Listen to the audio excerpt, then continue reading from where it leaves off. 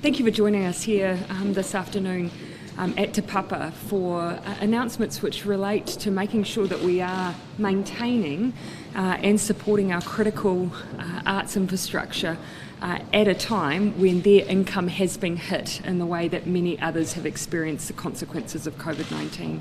Our creative industries make a huge contribution to New Zealand, both to our GDP but also coupled alongside our tourism industry. We do need to sustain them when they have lost their revenue base, particularly through the commercial operation of Te Papa. So the $18 million that's coming into Te Papa is a substitute for the events, the cafe revenue, the koha that comes in through the door to make sure that Te Papa can sustain itself through the year.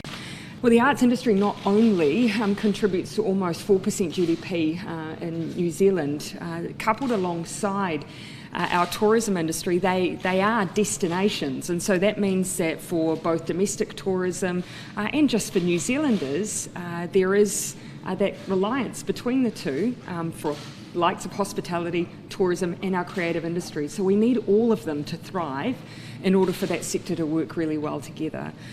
Not only that, of course, we do have a responsibility to make sure that our infrastructure, our creative infrastructure, our museums, our galleries, the places where people get a lot of well-being, survive COVID, and they have been decimated in the way that others have.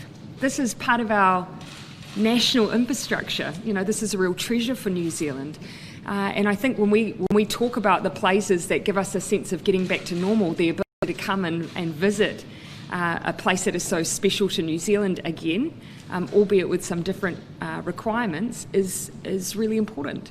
But we have to think about how we can make sure that these taonga also survive and thrive. And that's what this funding's about today.